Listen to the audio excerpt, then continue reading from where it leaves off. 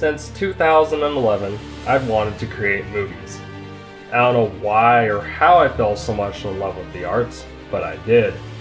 It started back in high school when I took a digital video production class. My friends got together to help me create a movie known as Battle Against Fate. The story is centered around a few characters and bullies involved in forbidden martial arts. It wasn't much of a story, but we had no idea that this little project would develop my love for filming and would also kickstart my career for the arts.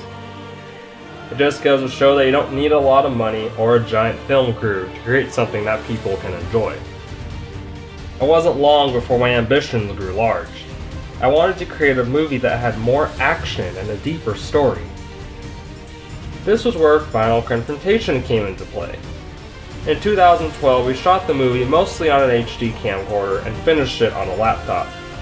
This was the first time I realized just how hard filmmaking can be.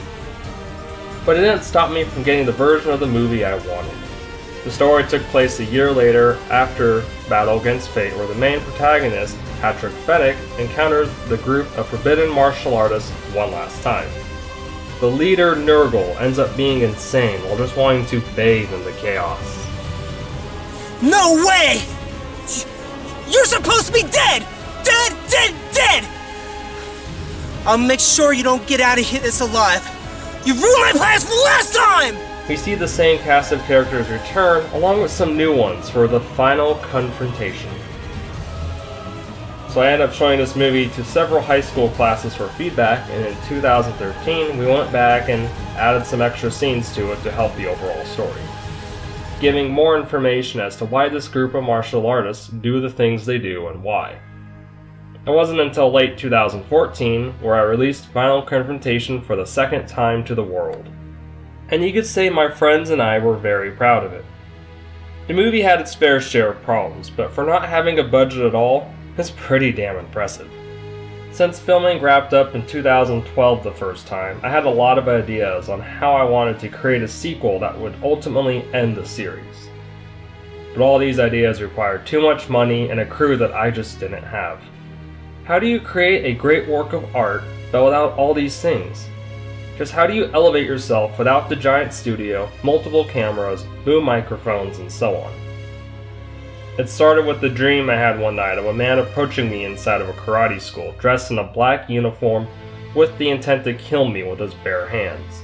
This dream inspired the ideas for Fatal Encounter, and I began writing the script in early 2014. It wasn't long before I began calling up my friends and asking if they'd like to be a part of it. Not everyone followed through, but the ones that did helped me mold the story into what it is now. Fatal Encounter takes place in the year 2015, 3 years since the martial arts massacre in Final Confrontation. It starts off with Fennec feeling depressed and lonely. Someone from the Sacrifice for a Greater Cause approaches him and tries to persuade him to join their side after seeing what he is capable of. Once the offer is declined, Fennec is seeked out by a news reporter named Rich, who is also a part of the Secret Service. However, they do not have much information on the new threat except for seeing all the chaos they have begun. Rich attempts to have Fennec fight one last time since he is the one the leader is seeking. So we're screwed. Not necessarily. They want you to teach them Goju Kempo, right? Yeah. Why don't you go along with it? Earn their trust, get close to their leader. The minute you start his back turn, take him out. If that were possible, I'd done it by now. I already took out 2 of their guys. Who is this leader anyways? We don't know yet. All I know is his agenda is very similar to Nurgle. That alone makes him a dangerous guy. You've got to do something, Patreck, or this is going to turn into another martial arts massacre. And what makes you think I stand a chance? What makes you think you don't? You're the one who stopped the slaughter 2 years ago. You're the only one who can stop this from turning into a total clusterfuck now. Only we were that lucky. Luck has nothing to do with it. You need to snap yourself out of this funk you're in, or otherwise nobody's gonna make it out of this. I got a new segment I gotta do at 6. I'll keep you informed. Please do the same for me. I will. Catch you later. I'll see you later, Patrick. The leader, Riker, is pleased at the skills Fennec has and is interested in testing him. Throughout the film, Riker attempts to convince Fennec in joining his cause. This backfires as Fennec shuts down his operations and possibly ruins everything he has worked for. Of course, this is not without consequences. Throughout the film, we see Fennec go through the character arc of fighting for the right reasons, but not without loss. We see him interact within a space between worlds, where going forward means there is no chance of turning back. Without spoiling anything, we see the characters overcome their greatest obstacle in the final act. And the fight we see between all four of them is the one that decides the fate of their future. It is literally one of the most difficult scenes my friends and I created. It goes back and forth between Witch in the parking lot and Fennec in the karate school.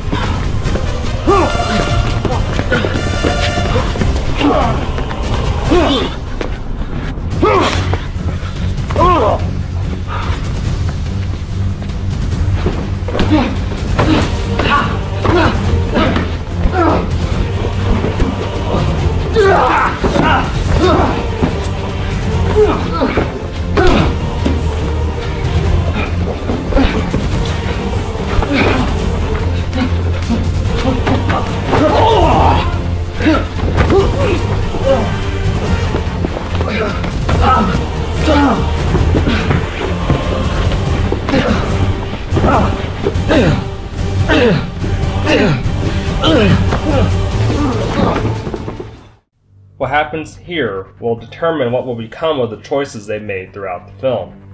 And let me tell you, it's definitely something worth sitting through until the end. You will not be disappointed. This film begs the question we all face together in our society. What is morally right and what is not? What happens when there is no right answer? We can all think of situations or scenarios that put us in a rough position where no answer is more correct than the other one, whether or not we believe on one side or the opposite. We see Fennec make these kinds of tough decisions throughout the film, which ultimately leads up to the consequences. He does what he believes to be right and suffers for it in the finale. But do those decisions justify his actions? Fatal Encounter is a low-budget, independent film with no studio funding. It is also my most action-intense film to date. I wanted to create a work of art that kept the audience coming back for more. I hid secrets throughout the film in just about every scene that rewards you for searching for the meaning behind them all. With technology growing day by day, it becomes easier to get your hands on cameras and video editors to make your own movie. Anyone these days can make one, but the movie industry is filled with the giants of Hollywood oversaturating the market. It grows increasingly hard for anyone to get their name out there and to get their work seen. I myself have been inspired by Donnie Yen and James Rolfe to create this film, and I hope that my work will inspire people to pursue their goals and their dreams. More independent films need to be seen and heard, because we are the ones who will decide how future movies are made. The goal is to have Fatal Encounter done by late 2017. Which is not bad for an independent film, considering shooting began in May 2015. We are currently working on the special effects, sound design, and the music. These things take a long time, especially when you are working almost a full-time job, participate and actively train in the martial arts, go to college, and also try to have a social life along with the relationship. Life itself is why this movie is taking longer than I would have hoped, but trust me when I say that the wait will be worth it. I'd rather take a long time to get it done right, instead of rushing it out and for it all to be a waste of time. I've literally put my all into this movie, and it's put me back financially. But I hope that this will be the one that will help pave my way into the filmmaking industry. Every movie has flaws, and not a single one is perfect. But as long as they are enjoyable, then that's what really matters. For us to be able to escape reality, and to enjoy our time with our loved ones. My line after and then you do it. Alright, 3, 2, 1. It was me, Riker. You bastard! It's meant to be funny! It was me all along! Oh man, I can't believe we did that. I've been waiting for this day for like a year and 3 months. thought of it, wanted to do it, don't regret it, but oh, that was hard. I'd like to thank everyone for supporting me, my crew, my friends, and just anyone else that gave me their hand. Couldn't have done it without everyone. And I just want to say thanks for probably fracturing my toe, busting my lip, and knocking me in the nuts really hard, buddy. But it's still, that's alright. It's still some fun shit. Drop down much further. You're welcome.